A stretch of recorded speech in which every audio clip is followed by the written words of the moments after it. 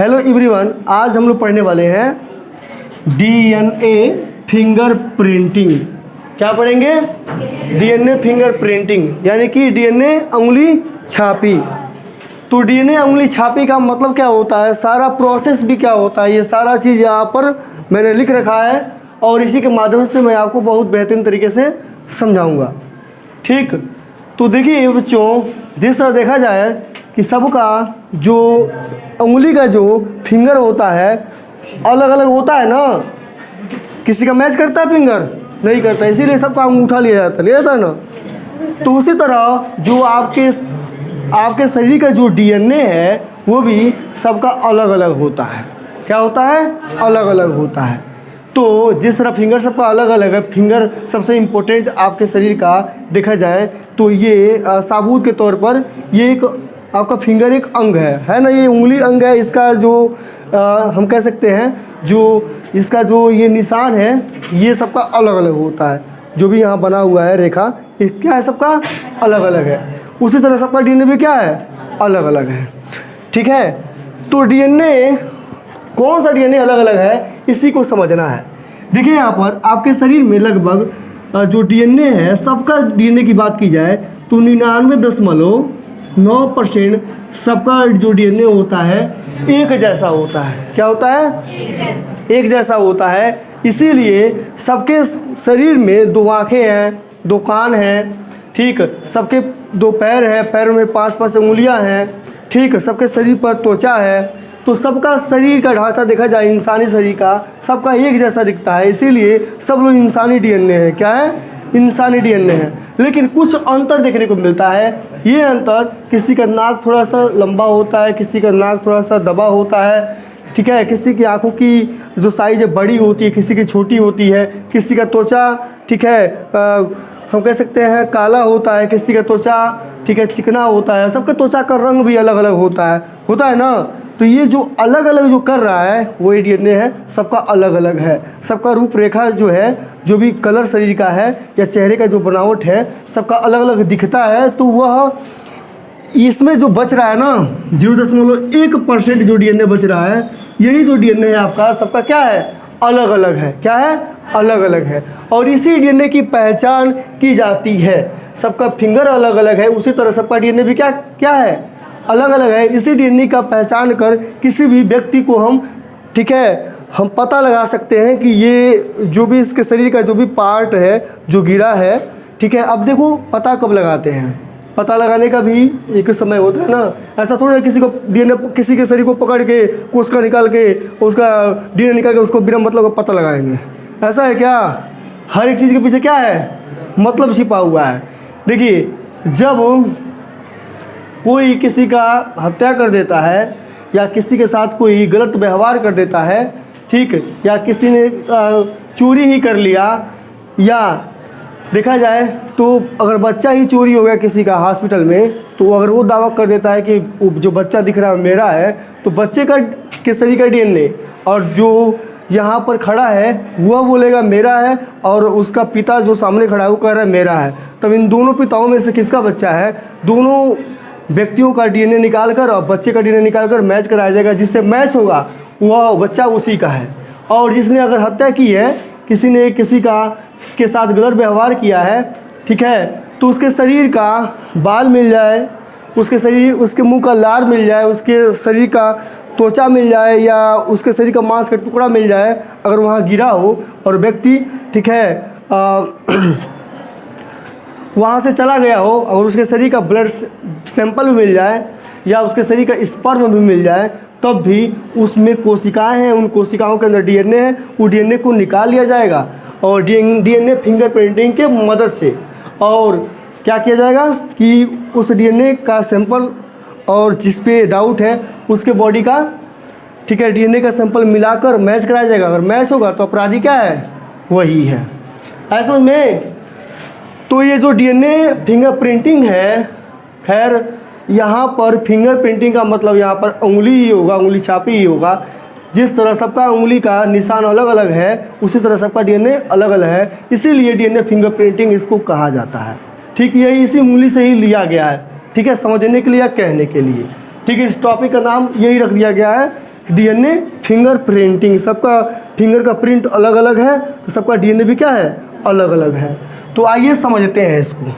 देखिए यहाँ पर ब्लड सैंपल ले सकते हैं, मांस का टुकड़ा ले सकते हैं, बाल का जड़ ले सकते हैं, कोई भी चीज़ ले सकते हैं, उसके अंदर केंद्रक है, उससे डीएनए को निकाला जा सकता है, आसानी से निकाला जा सकता है ना। गुणसूत्र होंगे उसमें डीएनए होगा, निकाला जा सकता है।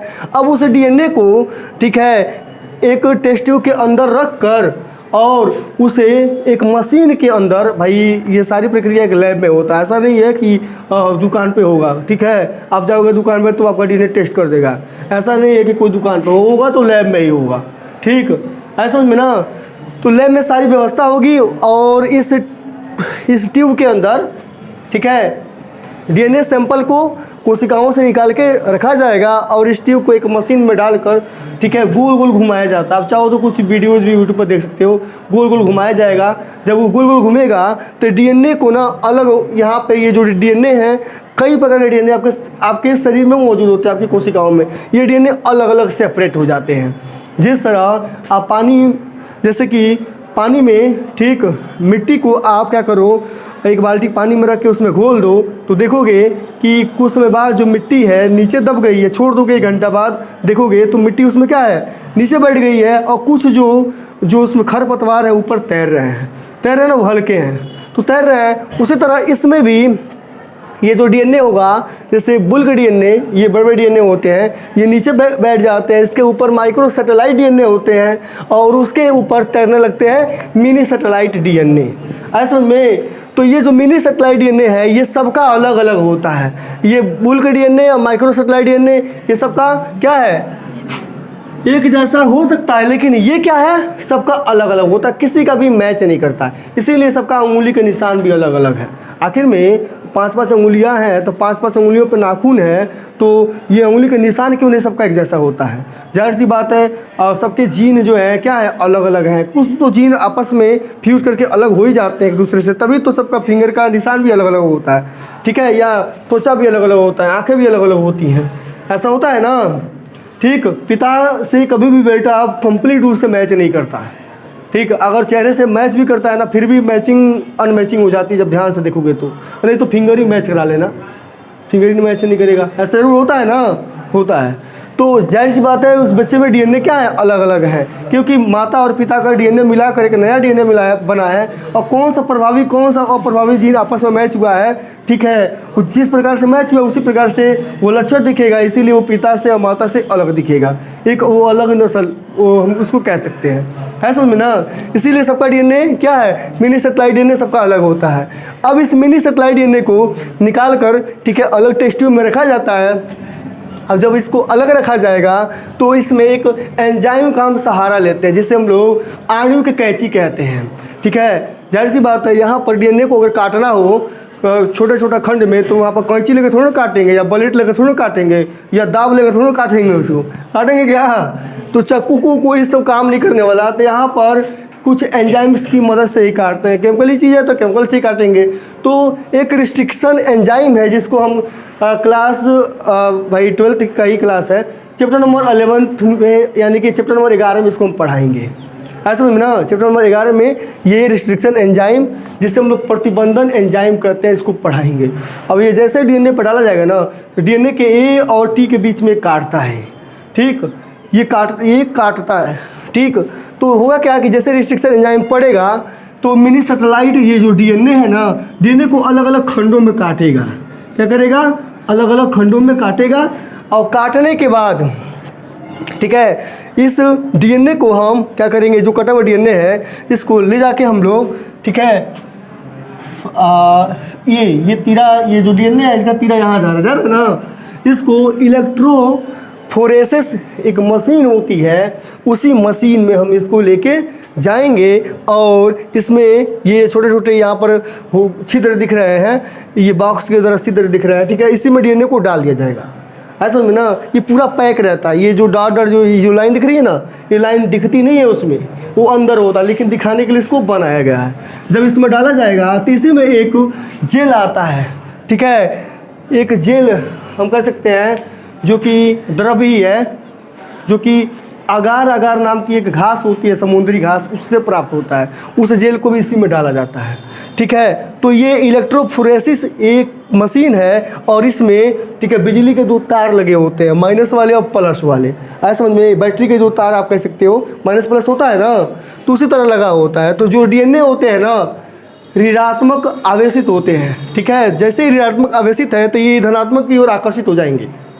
डीएनए क्या हो जाएंगे? धनात्मक की ओर आकर्षित होंगे, क्योंकि ऋणात्मक आवेशित है। ऐसा समझ में, ये ऋणात्मक आवेशित है। जैसे ही इसमें पड़ेगा तो बिजली का जब करंट इसमें प्रवाह होगा तो डीएनए के जो छोटे छोटे टुकड़े हैं वह बहुत तेज़ी से आकर्षित किधर होंगे? प्लस की तरफ होंगे। ठीक, और उससे बड़े टुकड़े इधर, उससे बड़े टुकड़े, उससे बड़े टुकड़े, बड़े बड़े टुकड़े सबसे लास्ट में यहाँ पर होंगे और सबसे छोटे टुकड़े सबसे आगे होंगे। तो यहाँ पर मैंने 3 जगह यहाँ पर ये बॉक्स दिखाया है और 3 जगह लाइन दिखाया है। इसका मतलब ये हो सकता है कि एक ब्लड सैंपल हो सकता है जिसने जो जहाँ पर मर्डर हुआ था या जो भी घटना हुई थी वहाँ पर जो सैंपल मिला है उस सैंपल ये हो सकता है, जो मर्डरर है उसका सैंपल है, ये अपराधी का सैंपल है। और जिस पर डाउट है 1 और 2 हो सकता है कि और भी बड़ी मशीन हो तो 3 भी हो सकता है, 4 भी हो सकता है। डाउट कई लोगों पे हो तो कई लोगों का भी सैंपल इसमें रख लिया गया है, समझ में। और ये सबका डीएनए क्या है? प्लस की तरफ आकर्षित हुआ है, छोटा है, थोड़ा हल्का है, जल्दी चला गया है, वो पहले आगे आ चुका है और एक क्रम से यहाँ पर श्रृंखला बना लिया है। क्या कर लिया है? बना लिया है। आया समझ में ना। अब होता क्या है कि इसमें कुछ क्षार का भी उपयोग होता है। जब क्षार का उपयोग होगा ना, जिसकी वजह से ये डीएनए का जो हाइड्रोजन बॉन्ड होता है इसमें अलग हो जाता है। हाइड्रोजन जब बॉन्ड इसमें अलग हो जाएगा तो इसमें हम क्या करेंगे कि ये प्रोब डालते हैं, डीएनए का प्रोब, डीएनए ये प्रोब डालते हैं। देखो ये अलग हुआ है तो ये अलग श्रृंखला है, ये भी एक अलग श्रृंखला है, ये भी अलग श्रृंखला है, ये भी अलग, हाइड्रोजन बॉन्ड टूट चुका है। इसी में डीएनए का कुछ प्रोब डालते हैं। जैसे कि अगर टूट चुका है ये एडेनिन है, ये थायमिन है, ग्वानिन है, ये साइटोसिन है ना। ठीक, मान के चलो ये टूटा हुआ हिस्सा, ये प्रोब, इसको मैंने प्रोब लिखा है, इसको हम उल्टा कर देते हैं, ऐसे ऐसे ऊपर कर देते हैं तो समझने में थोड़ा आसानी होगा। ठीक है, तो ये रहा आपका मेन वाला हिस्सा और इसका भी ये मेन वाला हिस्सा है ना। लेकिन इसमें क्या किया गया है, डीएनए की संख्या थोड़ा और बढ़ाना चाहते हैं हम लोग। ठीक है, तो यहाँ पर क्या करेंगे, डीएनए जब प्रोब डालेंगे तो अलग से डीएनए के न्यूक्लियोटाइड होते हैं वो। ठीक, तो अगर उसमें डाला जाएगा तो A, G, T, C ये सब अलग अलग का होता है। तो जो ए होगा ये होगा, इससे कौन जुड़ जाएगा? टी जुड़ जाएगा, टी है तो ए जुड़ जाएगा, जी है तो सी, सी है तो जी, इस तरह करके फिर से ए को, ठीक है, क्या बन जाएगा? डीएनए, नया डीएनए यहाँ पर रिप्लिकेट हो रहा है। तो यहाँ पर इसी तरह का ये डीएनए प्रोब डाल के एक नया डीएनए का रिप्लिकेशन यहाँ पे कर लिया जाता है। उस तरह डीएनए सब आपस में जुड़ गए हैं ना, ऐसा में ना जुड़ गए हैं। जुड़ने के बाद यहाँ पर हम क्या करेंगे कि एक नायलॉन की शीट आती है, ठीक है, या नाइट्रो सेलुलोस, ठीक है, एक झिल्ली होती है, नायलॉन की झिल्ली होती है, उसी को, ठीक है, इस मशीन के ऊपर, ठीक है, इसको हटाकर, ऊपर का कवर हटाकर उसी पर रखा जाएगा तो ये चिपक जाता है। जैसे कि ये झिल्ली है, पॉलीथीन है और ये डीएनए सब लगा है, इस पर रख कर और ऊपर से प्रेशर रख कर और दबाया जाएगा प्रेशर, तो ये सारा चीज़ उस पर चिपक जाएगा, उसका सारा चित्र उग जाएगा। किस पे? एक झिल्ली पर, नायलॉन की। एक्सरे फिल्म देखा है, नहीं उग जाता है उस पर, सारा चीज़ हड्डी दिखाता है, उस तरह उग जाएगा। उगने के बाद इसको क्या करेंगे हम, एक्सरे मशीन में जब डालेंगे तो इसकी छाया बनेगी, तो ये कुछ इस बार कोड के रूप में बनकर सामने रिप्रेजेंट होगा। ठीक, और ये जो लिखे ये क्या है, फिर से अब इसको समझाएंगे। पहले ये समझा दिए ना, अब ये क्या है देखो, डीएनए का विगलन। डीएनए का विगलन किसे कहते हैं? जब डीएनए को, ठीक है, हम निकालते हैं कोशिकाओं से तो उसे हम डीएनए का विगलन कहते हैं। क्या करते हैं? डीएनए विगलन। जब कोशिकाओं के केंद्रक से डीएनए को निकाला जाएगा, वो भी एक मशीन के माध्यम से ही होता है, वो भी एंजाइम इसमें भी लगते हैं, तो डीएनए का विघलन कहलाता है। उसके बाद प्रतिबंधन एंजाइम्स द्वारा डीएनए का पाचन, तो यहाँ पर यही है रिस्ट्रिक्शन एंजाइम, जो कि प्रतिबंधन एंजाइम हिंदी में कहते हैं। जब ये डाला गया है तो डीएनए का जो मिनी सेटेलाइट जो डीएनए है ये क्या हो चुका है, कट हो चुका है, क्योंकि मिनी सेटेलाइट डीएनए को अलग करके इस टेस्ट ट्यूब में डाला गया है और ये डीएनए को काट दिया है। क्या कर दिया है, डीएनए को काट दिया। पाचन मतलब यहाँ पर डीएनए को काट दिया, जो करना था काम वो कर दिया है, डीएनए को ये काट दिया, कौन, प्रतिबंधन एंजाइम। उसके बाद इलेक्ट्रोफोरेसिस द्वारा डीएनए खंडों का पृथक्करण, इलेक्ट्रोफोरेसिस द्वारा डीएनए खंडों का पृथक्करण। तो यहाँ पर हम क्या करेंगे, जैसे ही इलेक्ट्रोफोरेसिस मशीन में डीएनए के सैंपल को डालेंगे तो ये सारे डीएनए क्या हो जाएंगे, अलग अलग हो जाएंगे। क्या हो जाएंगे, अलग अलग, पृथक हो गए ना। उसके बाद ये क्या है, प्लस है, ये माइनस है, तो प्लस वाले इलेक्ट्रोड की तरफ ये क्या हो जाएंगे, सारे डीएनए छोटे छोटे पहले भागेंगे, क्रम से सज जाएंगे यहाँ पर, क्योंकि ये ऋणात्मक आवेशित होते हैं, कौन, डीएनए, ठीक है, और वहाँ पर प्लस की ओर आकर्षित हो जाएंगे। इतना समझ आया ना। उसके बाद चौथा है पृथक्कृत डीएनए खंडों का संश्लेषित झिल्ली जैसे नाइट्रोसेलुलोज पर क्या करना है, इसको अटैच करना है। उससे पहले ये काम करते हैं, ये यहाँ पर जो लिखा गया है इसको हम, ठीक है, इसको हम एक काम करते हैं, पांचवा कर देते हैं और इसको चौथा कर देते हैं, ठीक है। पहले ये समझ लेते हैं, ये है आपका स्थानांतरण ब्लॉटिंग, यानी कि स्थानांतरण, यानी कि साउथर्न ब्लॉटिंग बोलते हैं इसको। सॉरी नहीं, ठीक है बच्चों, ठीक है, तो सही है। देखिए यहाँ पर ये जो प्रक्रिया है ना, पृथक्करण डीएनए खंडों का संश्लेषित झिल्ली जैसे कि नाइट्रोसेलुलोज या नायलॉन की झिल्ली पर स्थानांतरित करना, ऐसा समझ में ना। यहाँ पर जैसे ही रखा गया है इसको नहीं, ये जो प्रक्रिया है ये हो गई, इसीलिए तो हम इसको काट रहे थे। ये प्रक्रिया पांचवा करेंगे इसको, और इसको चौथा करेंगे, ठीक है। आपने ये देखा कि इलेक्ट्रोफोरेसिस द्वारा डीएनए खंडों का पृथक्करण, तो ये क्या हो गया, इलेक्ट्रोफोरेसिस द्वारा डीएनए खंडों को अलग अलग कर लिया गया ना। इतना समझ गया ना। अब ये है VNTR, ठीक, वेरिएबल नंबर टेंडम रिपीट, यही ना है। प्रोब का उपयोग, यहाँ पर हम क्या करेंगे कि ये चौथे नंबर पर ये आएगा, ये है आपका तीसरा नंबर, ये है तीसरा नंबर, ये है चौथा नंबर। चौथे नंबर पर हम डीएनए प्रोब को डालेंगे तो ये रिपीट हो जाएगा, फिर डीएनए नया बन जाएगा, रिपीट हो जाएगा, हो गया ना। फिर ये डीएनए जुड़ गया, यहाँ पर जुड़ गया ना। यहाँ पे क्या करेंगे, नायलॉन शीथ, अब ये पांचवा होगा, ये पॉइंट क्या होगा, पांचवा होगा। पृथक्कृत डीएनए खंडों का संश्लेषित झिल्ली जैसे नाइट्रोसेलुलोज या नायलॉन, ठीक है, झिल्ली पर क्या करते हैं, हम इसको स्थानांतरित करते हैं। क्या करते हैं, स्थानांतरित करते हैं। पर स्थानांतरण, या इससे हम लोग साउथर्न ब्लॉटिंग भी कहते हैं, साउदर्न ब्लॉटिंग, यानी कि इस पर हम क्या करेंगे, जो झिल्ली लगाएंगे ना, चिपकाएंगे यहाँ पे, किसका, नायलॉन का, तो इसी को हम लोग साउदर्न ब्लॉटिंग बोलेंगे। क्या बोलेंगे, साउदर्न ब्लॉटिंग। ये प्रक्रिया साउदर्न ब्लॉटिंग कहलाएगा जब उसमें अटैच करेंगे। और ये झिल्ली पे क्या होगा, सारा डीएनए का ये जो भी सेगमेंट है ये सब चिपक जाएगा, और जब एक्सरे फिल्म पर रखेंगे तो इसकी छाया बन जाएगी। यही जो छाया होगा, ठीक है, कुछ इस तरह के बार कोड के रूप में होगा, और इसी बार कोड को, ठीक है, मिलाएंगे, देखेंगे कि ये किससे, ये अगर, ठीक है, अपराधी का ये ब्लड सैंपल है या मांस का टुकड़ा है, कुछ भी है, तो इसका ये जो डीएनए है ये इन दोनों किससे मैच करता है। या अगर यह किसी लड़के का डीएनए है और ये क्या है, दो पिताओं का डीएनए है, तो किससे मैच करता है, तो इसका एक अलग डायग्राम बनेगा, उस डायग्राम में ये समझ में आएगा, ठीक है। तो ये डायग्राम आपके सामने है यहाँ पर। पिछले डायग्राम में हमने देखा था कि बार कोड के रूप में कुछ हमें स्ट्रक्चर देखने को मिला था ना।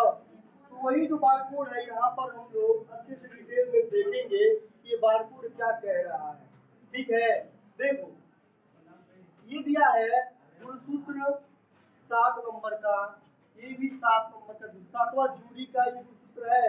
7वां जैसे गुणसूत्र कितने होते हैं, 46 होते हैं ना, तो सातवां जोड़ी का, देखो मनुष्य के शरीर में 46 गुणसूत्र होते हैं, सातवां जोड़ी का गुणसूत्र ही है। ऐसे में ये भी सातवां जोड़ी का है, ये दूसरा जोड़ी का है, ये दूसरा जोड़ी का है, ये है आपका 16वां गुणसूत्र, 16वां जोड़ी वाला, ये भी क्या है, ये गुणसूत्र यहाँ पर लिख सकते हैं 16। क्या ये 16 जोड़ी का है, ऐसा में ना। तो ये जो व्यक्ति है ये ए व्यक्ति है और ये व्यक्ति बी व्यक्ति है। क्या है बाबू, ये बी व्यक्ति है, ऐसा में। और यहाँ पर ये है अपराधी का डीएनए, जिसने अपराध किया था, ठीक है, जिस व्यक्ति ने अपराध किया था उसका जो कोशिका का जो सैंपल मिला उसका निकला हुआ डीएनए है, उसका भी सातवां जोड़ी गुणसूत्र है, ये दूसरा जोड़ी गुणसूत्र है और 16वां जोड़ी गुणसूत्र है। मतलब यहाँ पर ये है कि 23 जोड़ी गुणसूत्र होते हैं, तो सभी गुणसूत्र को यहाँ पर नहीं समझाया जा सकता, तो कुछ कुछ बीच का गुणसूत्र उठाकर यहाँ पर समझने की प्रयास किया गया है।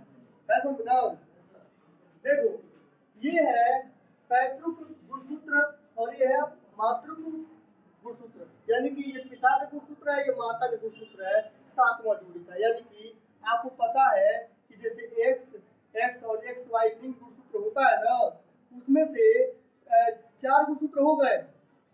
आपको पता है कि 23 जोड़ी नर के 23 जोड़ी मादा के, जिसमें से 23 मिलकर 46 होते हैं।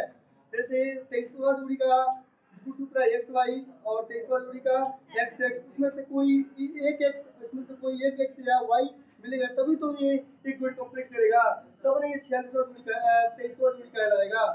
तो वही है एक जोड़ी ये पिता का गुणसूत्र होगा, ये माता का गुणसूत्र, समझ आ रहा है ना। और ये भी पिता का गुणसूत्र होगा, ये माता का, ये भी पिता का, ये माता का, ये भी पिता का, ये माता का। इस तरह करके 23 गुणसूत्र माता और पिता को मिलाकर 46 गुणसूत्र आपकी बॉडी के अंदर है। ऐसे में तो ये है व्यक्ति जिन पर हमें संदेह है कि इन्होंने अपराध किया होगा, और ये है अपराधी का डीएनए, जिसका डीएनए हमें घटनास्थल से मिला है, जिसने अपराध के अंदर किसी का मर्डर किया था, ठीक है, तो उसका शरीर का कुछ ब्लड गिरा होगा, या उसके शरीर का बाल का जड़ मिल गया हो, या उसके शरीर का मांस का टुकड़ा मिल गया हो, या किसी, ठीक है, व्यक्ति ने किसी महिला के साथ जो व्यवहार किया होगा, तो उसके बॉडी का अगर स्पर्म मिल जाए कहीं गिरा हुआ, तो स्पर्म भी कोशिका है, उसमें डीएनए है, उस डीएनए को निकाला जा सकता है। ऐसा ना, तो वही चीज है। तो क्या था, VNTR यही था। तो इसके पहले डायग्राम हमने ली variable number of random repeated पढ़ा था। तो यहाँ पर हम देखेंगे ये गुणसूत्र को यहाँ पर हम गिनेंगे। देखिए यहाँ पर गुणसूत्र में अनुबंध देखने को मिलेगा, ये है एडेनिन है, थायमिन है, ग्वानिन है, साइटोसिन है, यही चीज है। सुना रहा कितनी बार रिपीट हुआ इसी को देखना हमें, ठीक है। 1 2 3 4 5 6 7 8 9 10 11, ऐसा में ना ये कितनी बार 1 2, जिसको मैंने डाल किया उसी को गिनना है। इस तरह किताब में चित्र बनाया मैंने वैसे ही बनाया, ये डाल किया गया है, ये भी खंड 1 2 3 4 5 6 7 8 9 10, ऐसा नहीं 1 2 3 4 5 6 7 8, 1 2 3 4 5 6 7, ठीक है, 1 2 3 4 5 1 2, ठीक है। इसी तरह इसका भी गिन लेंगे और इसका भी गिन लेंगे। ऐसा नहीं, अब हुआ क्या है कि इलेक्ट्रोफोरेसिस जब कराया गया था, तो जो डीएनए थे छोटे वाले, ठीक है, वह प्लस की तरफ ज्यादा पहले आकर्षित हो गया और एक क्रम से जुड़ गया, उससे बड़ा डीएनए, उसके बाद उसके बड़ा डीएनए, उसके बाद उससे बड़ा डीएनए, उसके बाद, तो वही चीज है यहाँ पर, ये छोटा डीएनए, बड़ा डीएनए, बड़ा डीएनए, बड़ा है, बड़ा है, बड़ा है, ऐसा नहीं था ना। इसका मतलब इसमें एडेनिन है, थायमिन है, ग्वानिन है, साइटोसिन है, थायमिन है, एडेनिन है, थायमिन है, एडेनिन है, ग्वानिन है, साइटोसिन है, इस तरह का ही है, ठीक है। मतलब इसमें ये चेक करना है कि जो मिनी सैटेलाइट डीएनए होते हैं, ठीक है, उनका सबका अलग अलग होता है। इसका मतलब एडेनिन थायमिन अगर, ठीक है, बताया गया था एडेनिन है, ठीक है, 80 है, 80, ठीक है। किसी व्यक्ति का हो सकता है कि सप्लाई जो डीएनए होता है ना, मिनी सप्लाई, उसमें 80 10 बार आ सकता है, ठीक है। तो दूसरे का सैंपल में 10 बार नहीं होगा, उसका हो सकता है A T G C, फिर ATGC वो 7 बार आ सकता है। लेकिन हो सकता है कि अगर उसका इसमें ये इसका अगर ATC 7 बार आ रहा है और इसका क्या है, ठीक है, 8 बार आ रहा है, 80, ठीक है, इसी को काउंट करना है। ठीक, तो हो सकता है कि इनमें भी 80 हो, लेकिन इनमें रिपीट हो रहा है कि गुणसूत्र नंबर मान के चलो ये 7वें में गुणसूत्र जो है ये पिता वाला गुणसूत्र इसमें रिपीट हो रहा है 11 बार 80, ठीक है, इनमें 11 बार रिपीट नहीं होगा, इन बार बार 11 बार रिपीट होता रहेगा, लेकिन इनमें नहीं होगा। इसी रिपीट को यहाँ पर काउंट किया जाता है। यहाँ पर छोटा बड़ा है ना, 2 बार 4 बार 8 बार 5 बार 6 8 बार 9 बार 10 बार 11 बार, वही चीज यहाँ पर बना हुआ है। जब इलेक्ट्रोफोरेसिस कराया गया है, इलेक्ट्रोफोरेसिस जब कराया गया है तो डीएनए क्रम से जुड़े हैं, और ये छोटे अनुबद्ध की संरचना, ये छोटा है, इससे बड़ा, इससे बड़ा, इससे बड़ा क्रम से जुड़ा है। अब देखना ये है कि ये है जिन पे डाउट है, 2 लोग डाउट है अपराधी में, ठीक है, और ये है अपराध का टीम, ठीक है। अब मैच करा ऐसा नहीं, अब ये देखेंगे कि 7वां जोड़ी जो गुणसूत्र है इसमें 1 2 3 4 5 6 7 8 9 10 11 बार रिपीट हुआ है, ये पिता वाला डीएनए, ठीक है। ये गुणसूत्र का ही डीएनए है, गुणसूत्र नहीं है, गुणसूत्र से निकला हुआ मिनी सेप्लॉइड का डीएनए है ये याद होना चाहिए, ठीक है ना। 1 2 3 4 5 6 7 8 9 ऐसा में, तो यहाँ पर हमने 11 बार इसको 9 बार लिखा है, ठीक है। तो 11 वाले को 11 के सामने लिखा है, 9 वाले को 9 के सामने लिखा है, ये 8 है तो ये 8 के सामने लिखा है, और ये 7 और 7 के सामने लिखा है, ये 5 1 2 3 4 5 5 है तो 5 के सामने लिखा है, और ये 2 है तो ये 2 के सामने लिखा है। ऐसा में तो ये अपराधी का ये, ठीक है, एक्सरे फिल्म वाला है, ये एक्सरे फिल्म ऊपर बना था ना, अरे नाइलॉन शीट पर जो एक्सरे फिल्म चढ़ा कर जो लिया गया दृश्य, तो इस तरह का कुछ छाया बनी थी बारकोड के रूप में। अब इसी को मैच कराना होगा, देखना होगा कि पहले नंबर पर देखते हैं कि ये 2 है, तो इनमें से 2 किसका मैच हो रहा है, इनमें से 2 किसका मैच हो रहा हो,